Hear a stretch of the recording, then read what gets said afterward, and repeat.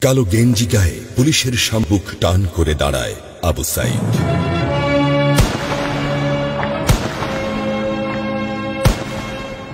Police তাকে রক্ষা করার বদলে গুলি করে।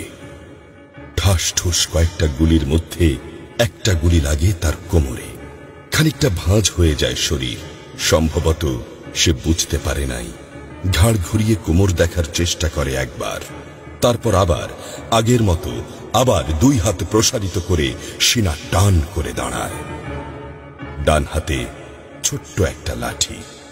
বিশ্ববিদ্যালয়ের প্রধান ফটকের পাশে বেশ কয়েকজন পুলিশ, হাতে রাইফেল, রাইফেলের তাজা গুলি, আবারও গুলির শব্দ। পরে গুলিটা কোথায় লাগলো বোঝা গেল না। তবে আবু সাইদ টলছে। পড়বে পড়বে ভাব, কিন্তু সে সোজা হয়ে দাঁড়ানোর চেষ্টা করছে। গুলি খাওয়ার আগে ফেসবুকে তার শেষ পোস্ট ছিল, যতদিন বেঁচে আছেন মেরুদণ্ড নিয়ে বাঁচুন।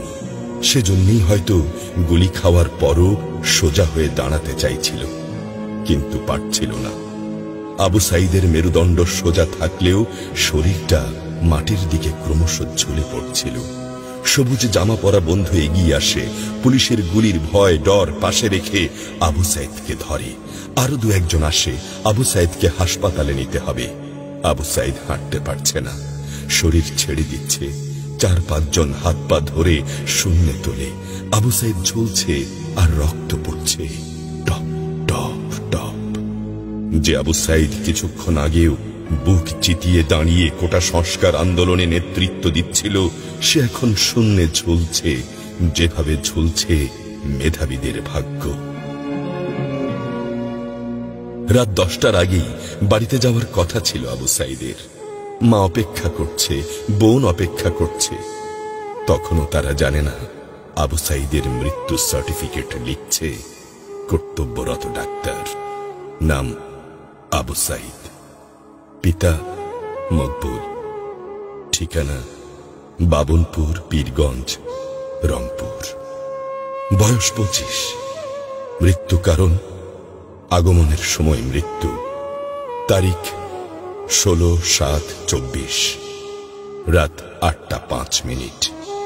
Serial number 240434, Rangpur medical college হাসপাতাল। পরিবারের একমাত্র শিক্ষিত ছেলেটা খুন হয়ে গেছে।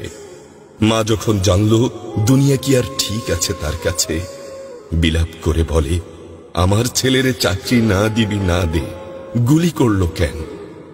বোন সুমি আর্তনাদ করে বলে, 3টা গুলি কেন আমারে করলো না?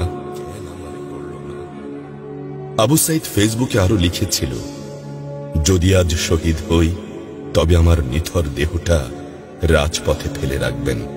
ছাত্র সমাজ যখন বিজয় মিছিল নিয়ে ঘরে ফিরবে, তখন আমাকেও বিজয়ী ঘোষণা করে দাফন করবেন।